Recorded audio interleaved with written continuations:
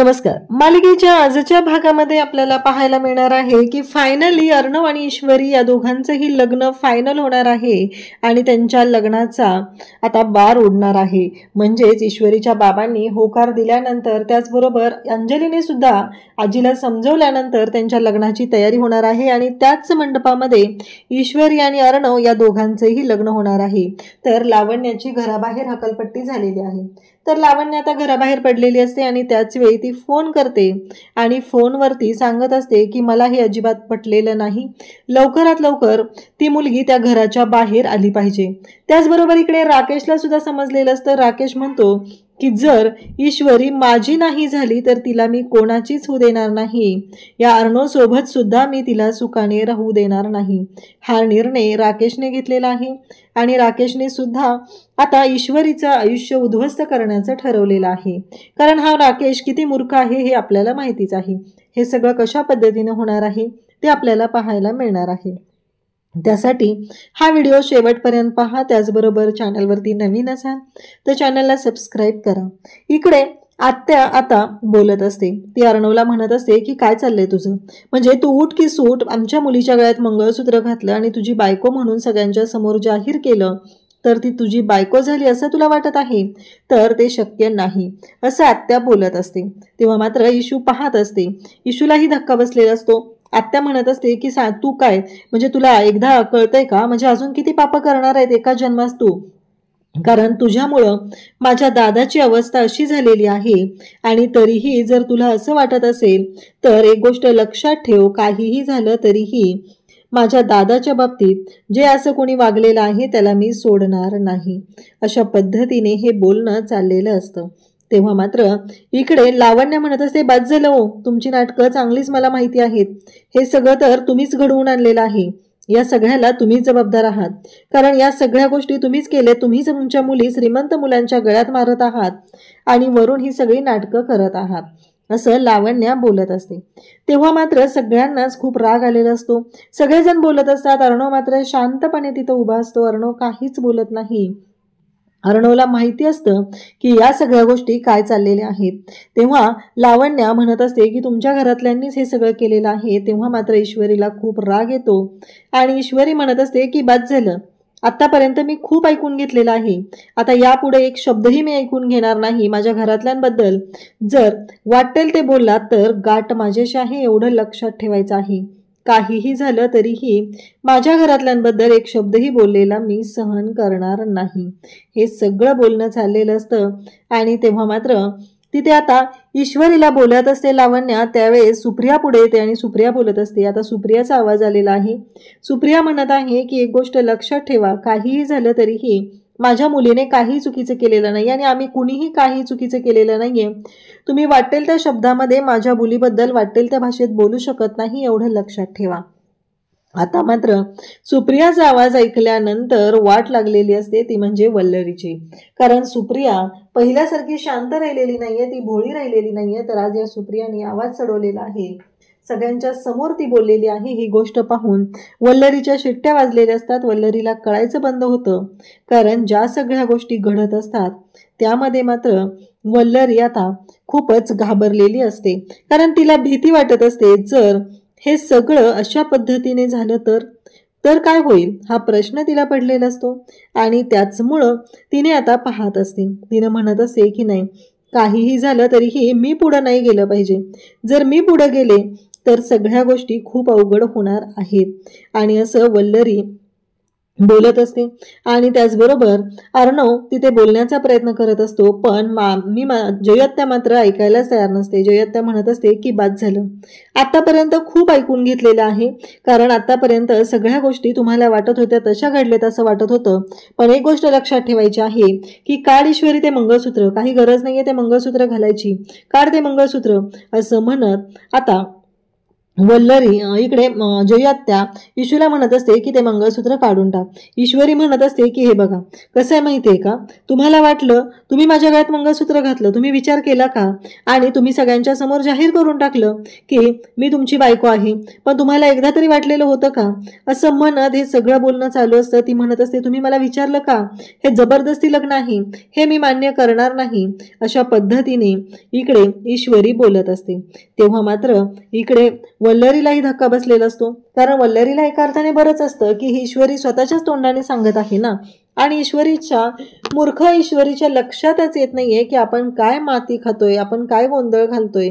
कारण अर्णवने ऐन वेळी येऊन ही सगळी परिस्थिती हँडल केलेली आहे आज, म्हणून ईश्वरी ते तोंड दाखवायला तिच्याकडे जागा राहिलेली आहे. अन्यथा तिची काय लायकी राहिली असती हे तिला सुद्धा माहीत नाहीये, कारण ती ते सर्वांच्या समोर जे बोलत आहे ते तिला सुद्धा कळत नाहीये. तिला फक्त एवढंच वाटत आहे की या सगळ्या गोष्टी अशा व्हायला नको होत्या, परंतु तिला एवढंही माहिती नाहीये की या सगळ्या गोष्टींमुळे काय परिणाम झाला असता. तिला फक्त एवढंच वाटतंय की या सगळ्या गोष्टी मी अशा म्हणलेलं होतं, मग यांनी माझ्या गळ्यात जबरदस्ती मंगळसूत्र घातले, यांनी असं करायला नको होतं, हेच तिचं आपलं चालू आहे. तेव्हा मात्र तिच्या लक्षातच येत नाहीये की आपण काय चूक करून ठेवतोय, कारण आपल्याकडून काय घडलेलं आहे या गोष्टीची जाणीवच तिला नाही. तिला फक्त एवढंच माहितीये की आपण जर याच्यामध्ये अडकलो, आता हा अर्णव राजशिर्के त्याला स्वतःला सिद्ध करण्यासाठी हे सगळं करत आहे, कारण त्यांचा इगो प्रॉब्लेम आहे ना, हे तिचं म्हणणं असतं. आणि त्याच पद्धतीने ती बोलत असते.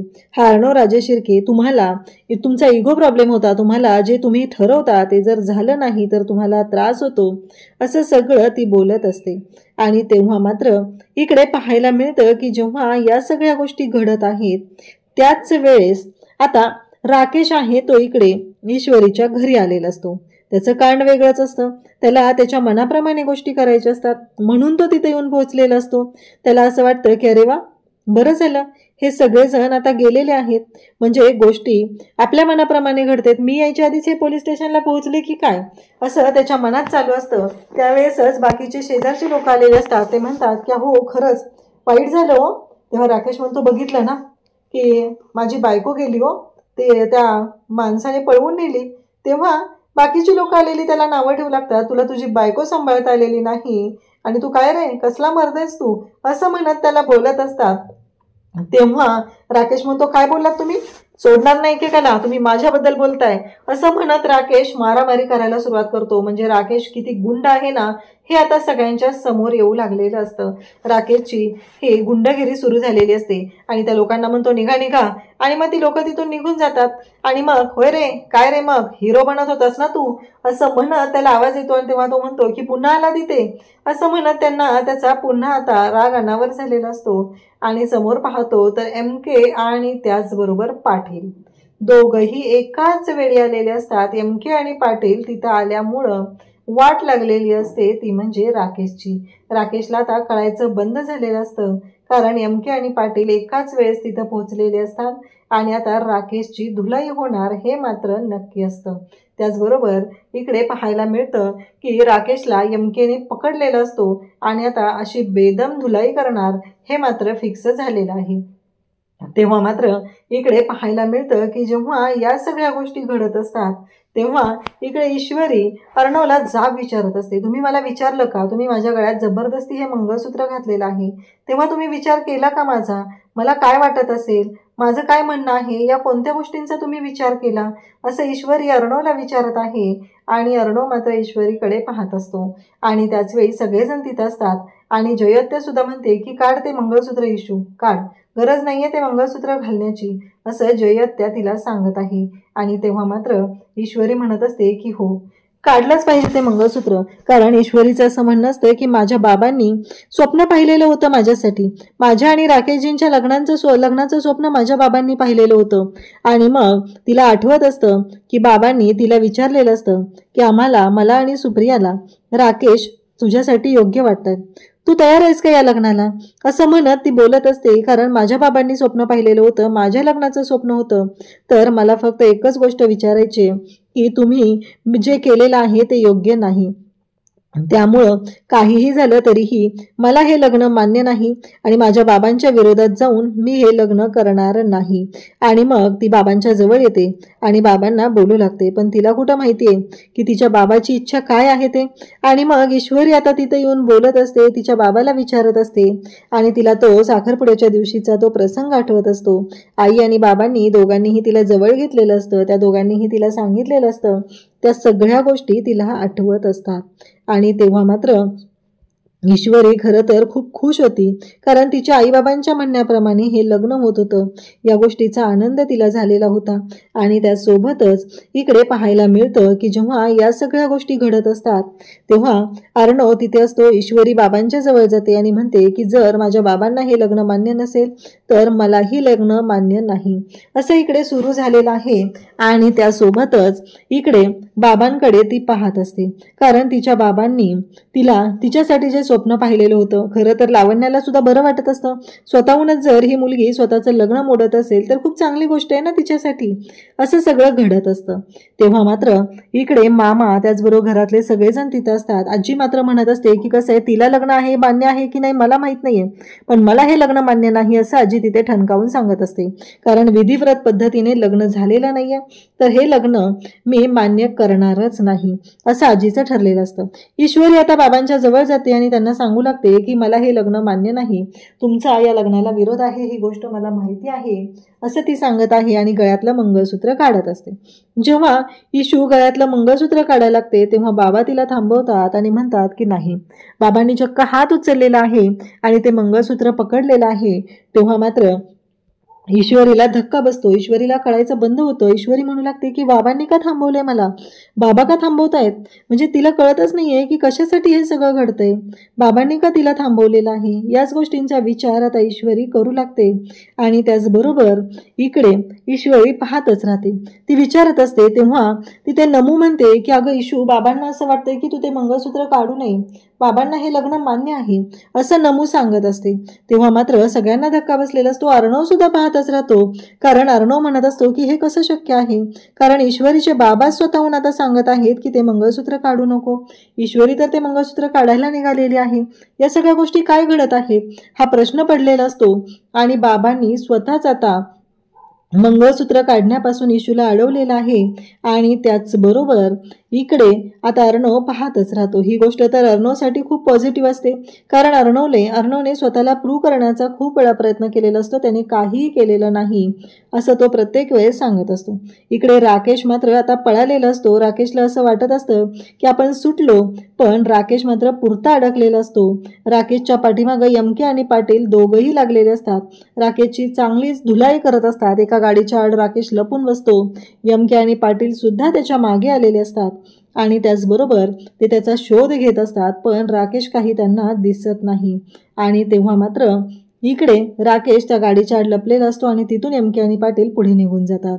इकडे राकेशचा फोन वाजतो. राकेशच्या फोनवरती त्या गुंडांचा फोन आलेला असतो, ज्यांना राकेशने सांगितलेलं असतं की ईश्वरीला किडनॅप करायचं आणि मग तुमचे पैसे मी देऊन टाकतो आणि हे काम तुम्हाला करावं लागेल. हे सगळं तिला किडनॅप केलं, हे सगळं त्या अर्णव राजशिर्केवर आणून ढकलायचं आहे असं सगळं चाललेलं असतं.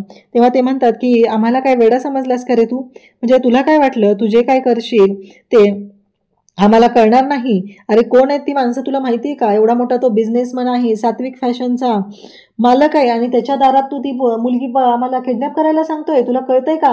अरे नसती पोलिसांची लटापट का मागं लावून घेतोय आमच्या, कारण तुला वाटत असेल, पण एक गोष्ट लक्षात ठेव, कारण तो एवढा मोठा अख्खं पोलीस डिपार्टमेंट आमच्या मागं लावेल. आमचे जे धंदे सुमडीत चाललेत ना ते चालू दे, तुझ्यामुळे आम्हाला अडकवायची काही गरज नाही असं तो इकडे सांगत असतो. त्यासोबतच इकडे पाहायला मिळतं ते म्हणजेच की राकेशची तर आता वाट लागलेली आहे आणि त्या माणसाने सुद्धा राकेशला सांगितलेलं आहे की बस झालं, आता आम्ही तुझं काहीही ऐकणार नाही अशा भाषेमध्ये राकेशने सांगितलेलं असतं. आणि तेव्हा मात्र राकेश आता म्हणत असतो की हा मार्ग पण गेला, शेवटी हा अर्णव त्या ईश्वरीला घेऊन तिथे पोहोचलाच.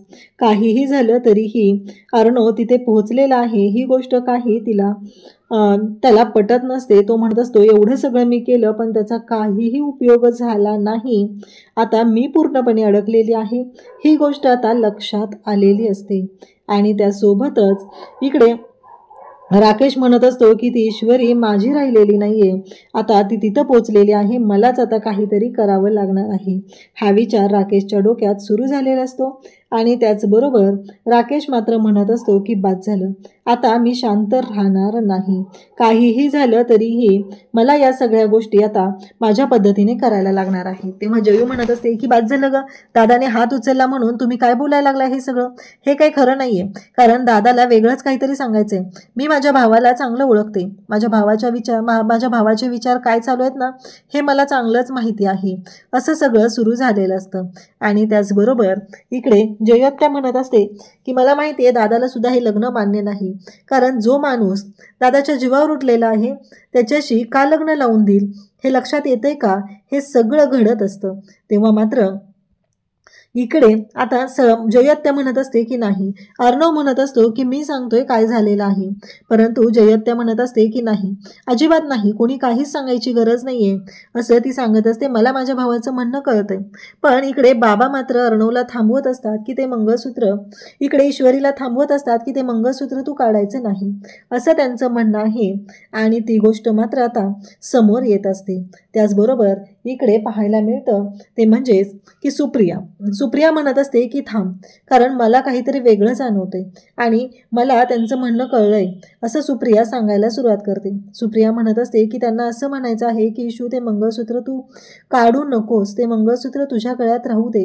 तुझ्या लक्षात येतंय का त्यांना काय म्हणायचं आहे ते, असं म्हणत आता सुप्रियाने इथे स्पष्टपणे सांगितलेलं असतं की या लग्नासाठी त्यांचा होकार आहे.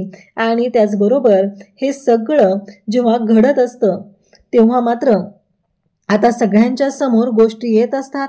आणि मग ईश्वरीला कळतच नाहीये की बाबा असं कसं काय करत आहेत, बाबा मला मंगळसूत्र का काढू देत नाहीयेत.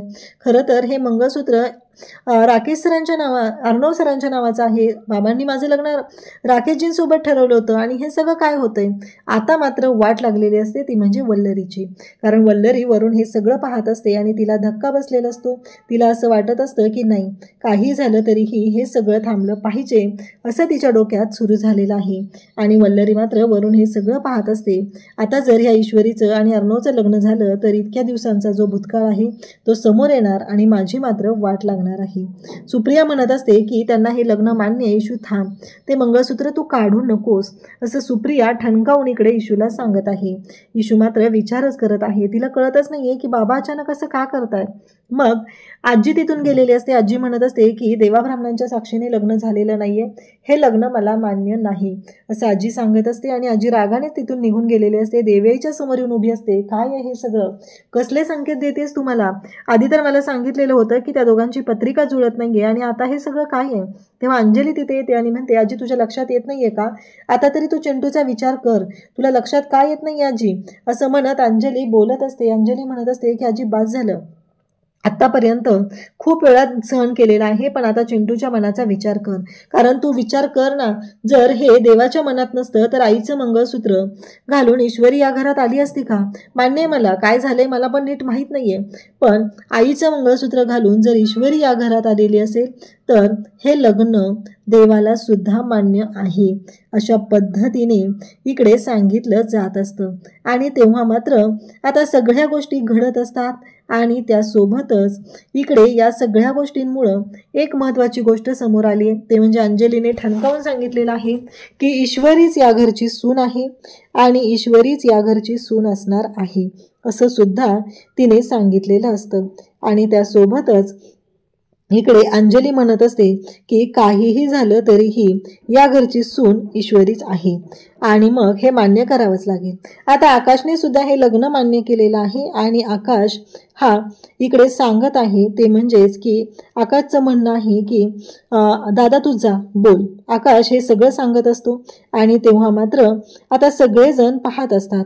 त्याचबरोबर अर्णव आता ईश्वरीच्या बाबांच्या जवळ येतो आणि त्यांच्याशी बोलायला सुरुवात करतो. ईश्वरी अर्णवकडे पाहत असते आणि अर्णव म्हणत असतो की खरंच आज तुम्ही माझ्यावर विश्वास दाखवता, ही गोष्ट मला बरी वाटलेली आहे. पण मी तुम्हाला खरंच सांगतो, आजपर्यंत मला बोलण्याची संधी मिळाली नाही, पण मी तुम्हाला खरंच सांगतोय की मी तुमचा ॲक्सिडेंट केलेला नाही, मी तुमचा अपघात केलेला नाही. हे सगळं अर्णव तिथं बोलत असतो आणि तेव्हा इकडे बाबांना सुद्धा आठवत असतं की हो, खरी आहे ही गोष्ट, कारण अर्णवने त्यांचा अपघात केलेलाच नाही.